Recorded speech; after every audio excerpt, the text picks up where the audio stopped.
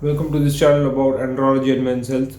So previous video was of penile prosthesis. In this I'm going to discuss the FAQs about penile prosthesis. What are the common doubts that the patients have and the layperson has during about the penile prosthesis or about the surgery. So I will discuss it question wise and query wise, and I will explain what is the correct thing or what is the scientific explanation. With the penile prosthesis surgery, will my penile girth and size increase? So the answer to this lies in first the examination. During the examination, the surgeon will examine the length of the penis, the girth of the penis, and whether there is any fibrosis or thickening in the penis. And with that, he will get an estimate about what girth the patient can achieve post surgery. Generally, the implant or the prosthesis which is used gives firmness and rigidity to the penis, and it retains the normal girth of the penis. Generally, it does not add to the girth, but sometimes because there is fibrosis, the patient feels his girth is decreased. So while dilating, there might be a little bit of releasing of the fibrosis. Slightly, the girth might increase, but overall, the process itself gives firmness and rigidity, and the girth of the penis remains constant as it was before surgery. It does not decrease; it remains constant, and it post implant the rigidity and the firmness is satisfactory enough to satisfy both the partners and give a good result. So the girth of the penis is determined by the examination before surgery, and the examination determines the size of the corpus, that is the tube. The girth of this corpus, which is existing girth of the corpus, and whether there is any fibrosis or not, determines what girth will be achieved post surgery, and it generally remains the same. So the next FAQ is, does prosthesis, after inserting the prosthesis into the penis, will it affect the ejaculation, that is the semen coming out, or the orgasm or the satisfaction achieved during intercourse? So the ejaculation by any means will not be affected because there are two tubes. There is the two corpus inside the penis, and there is the urethral tube which comes below.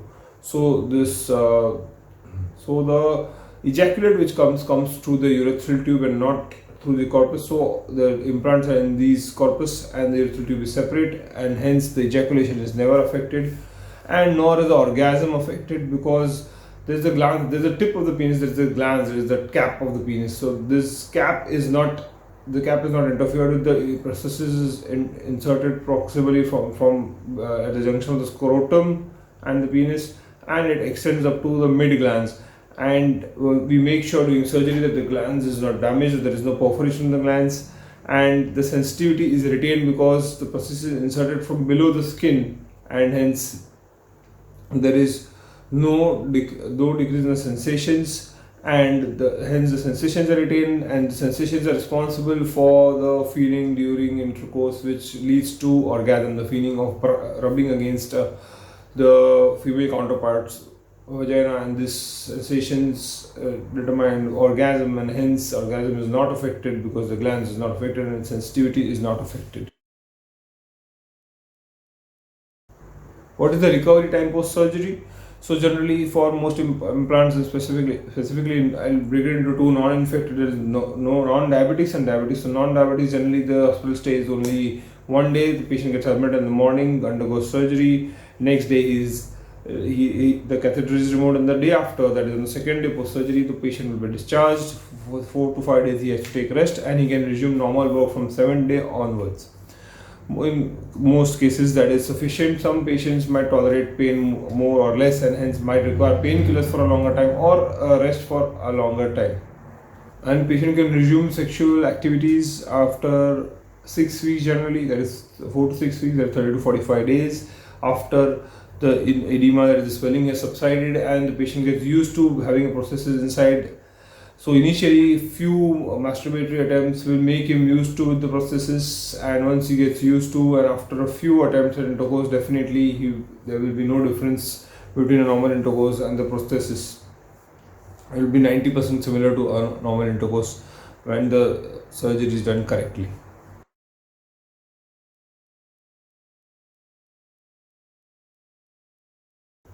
Another very common question is, will I lose the length of the penis or will I gain length of penis after the prosthesis? Patients want to gain length after the prosthesis surgery. So to be very clear, the original natural length of the penis will not increase because it is the natural length of the corpus. This is, and it is in this corpus that we insert the implants.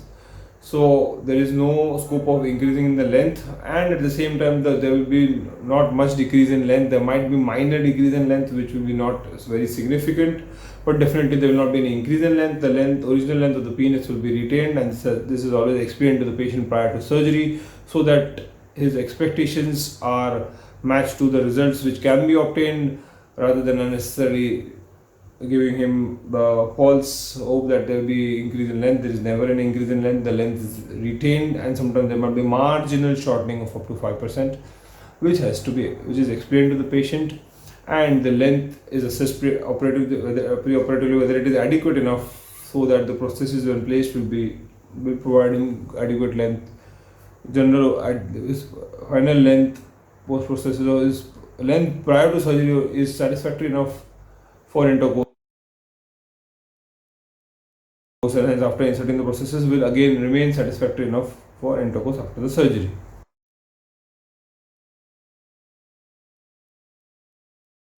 Next is the penile prosthesis visible, or will the partner be able to will the partner come to know that I have a prosthesis? That is a common question. So this prosthesis is inside the corpus. So the partner if you have a new partner, definitely the partner will not come to know, because these these prosthesis tubes are inside the corpus and not on the skin, and the scar by the time has healed. So definitely the patient's partner will not come to know there is a prosthesis, especially in case of the malleable and the hinged prosthesis, because these are inside and they are one piece. So this is concealed inside the scrotum, and this is inside the tube, so externally nothing is visible, and the prosthesis can bend inside the undergarment, and once it is removed it becomes erect and capable of intercourse, and then definitely the partner would not come to know that there is a prosthesis inside. In case of inflatable prosthesis, the three piece which I had explained in the previous video, there is this two tubes and there is a pump. The pump lies in the scrotum and it is concealed in the scrotum, and then there are these two tubes inside. So when one pumps the scrotum, this flaccid penis becomes erect gradually as the fluid filling in from the reservoir into these tubes. So sometimes this pump might be palpable, but that is palpated generally by the male, and he knows where to press, and that is when it becomes erect. So in that case, it is 90% of the times it is not easily discernible to the partner, and the partner may not come to know. And sometimes in percent of the cases, the partner might come to know, but generally the partner does not come to know, and it looks like a natural erection. So that is a very big plus point of all these prosthesis surgery, that the partner generally does not come to know that there is something inside the penis. The next doubt that the patients have is, after the prosthesis has been inserted, will my penis be cold? Meaning, will I feel any sensations or something, because they feel that the prosthesis has been inserted from the top and then there's something inside, and so will it feel cold or will it feel unnatural? So the answer to that is definitely it will not feel cold, because as I mentioned that the prosthesis is inserted from the scrotum, and the glans or the tip of the penis is not damaged, nor the nerves are damaged, and then the sensations are normal. You will easily feel not only the warmth, warm on cold touch, you will be able to feel the sensations on touching when you touch or your partner touches, and it will be very natural in that sense, and hence the sensations are retained and the penis will not be cold. So next question is, what is the most suitable prosthesis for me? So this selection of the prosthesis depends on patient to patient, the patient expectation, the partner expectation, the patient budget, the length of the penis, whether he has undergone any surgery, whether he has any comorbidity, diabetes, hypertension, whether he has undergone any urethral surgery, whether currently he has infection or there are chances of infection. So all these factors, whether there is any fibrosis, whether there is any curvature, all these factors will determine the prosthesis to be selected, which has to be decided as per individual patient. When he consults the andrologist will discuss with the patient, explain to him, and it will be a joint decision making. Also the budget has to be included, and an ideal prosthesis will after that be selected. Another question commonly asked is whether after the prosthesis is inserted, will my penis will be always erect, especially as I have explained the three types. This is the sharp prosthesis. So will after it has been inserted, will my penis be always be erect? Yes, it does remain erect, whether it be the malleable or it be this hinged one. And this hinged one, as you see, can be concealed. So this has been inserted inside this is the scrotum, and this has been inserted inside the penis. So definitely the penis will remain erect, but then it can be bent upward inside the undergarment, and when the undergarment is removed, it becomes erect, and it can be bent downward, and when it is removed, it can become erect. So it does remain erect even for malleable. So this has the shower process of memory, so it springs back and it can be bent. The malleable one has to be bent in a more easier way. The malleable one has to be bent by force because there is greater rigidity, so it is bent by force, and then it will remain in this shape. And after one disrobes, then this has to be again made so that I have shown in my previous video how the malleable prosthesis works. So then it does remain erect and it has to be concealed in either way, but it gives a very good result in terms of rigidity. And once the patient gets used to using it, he'll be able to easily conceal it and be able to make it straight whenever he requires. So that is the answer to that question. Next question is, will there be pain after sexual intercourse? So the initial few attempts, 2 or 3 attempts after 4 to 6 weeks after the surgery, when the couple tries to have intercourse, there could be a little bit of pain because there could be a little bit of mild swelling remaining, or the patient is not used to having a foreign body inside. So after 2 to 3 times, generally there is no pain. Patients have intercourse, there is no pain in the base, there is no pain in the tip. So generally there is no pain, and if there is pain which is not bearable, then that could be due to oversizing of the implant, and in that case the implant needs to be changed and a smaller size can be put without too much difficulty.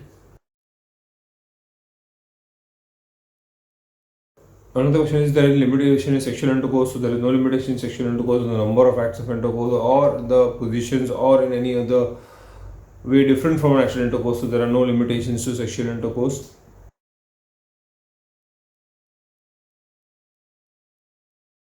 And then the next question that is asked is whether there is a limitation to any physical activity. So the physical activities are to be limited only in the first 6 weeks to 12 weeks, that is first 2 to 3 months, wherein the wound heals and the patient becomes used to it. After that, the patient can do cycling, swimming, and all other physical activities without any hindrance and without any problems or any risk to the implant, or whether it will break or anything. There's no risk with that in any of the physical activities. Can the prosthesis the next question is, can the prosthesis break during sex?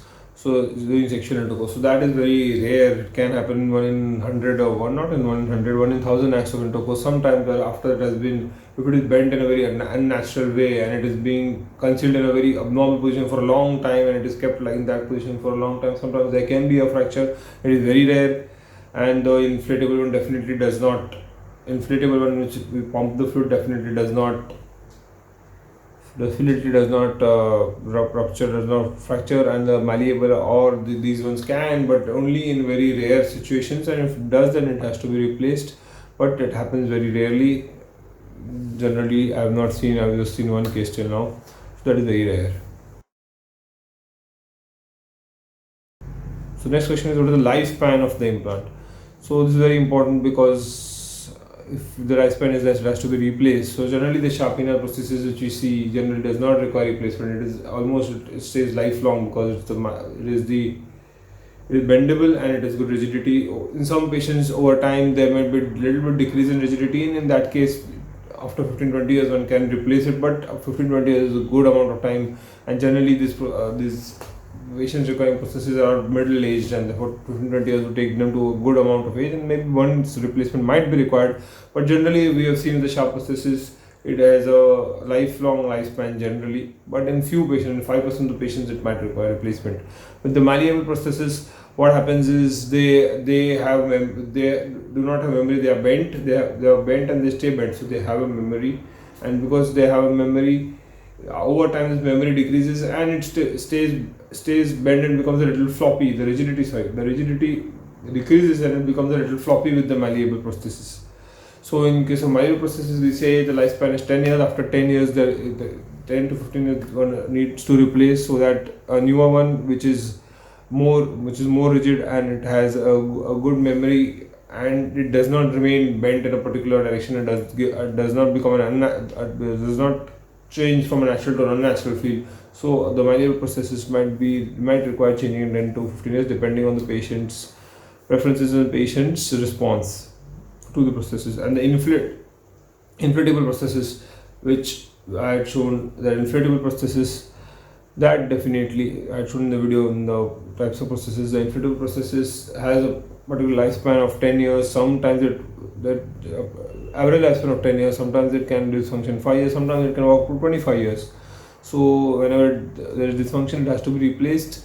And among the two, in that, the Rigicon has now come up with a lifetime warranty. So if there is any problem with the implant at 5 years, 10 years, they will give another implant without charging anything. So that is very good. So that is the Rigicon, which has a lifetime warranty, and the Boston Scientific has a 10-year warranty. If there is any problem or dysfunction in any of the components within 10 years, they give another one without charging, and which then there will be only surgical charges applicable and no implant charges. But the 3-piece implant, because of the multiple components, does have a fixed lifespan generally of approximately 10 to 15 years and might require changing, and that surgery can be done. Already a space has been created, only the tubes have to be removed and new ones have to be replaced.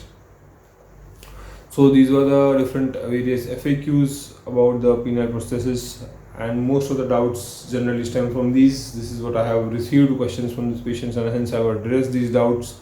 Hopefully it was an informative video. If there are any further queries, they can put in the comment box, or they can even be looked up into the website link which has been given, or you can email your queries to me as is there in my description. Kindly like and subscribe the channel, and I'll be putting many more videos about men's health and andrology. Thank you.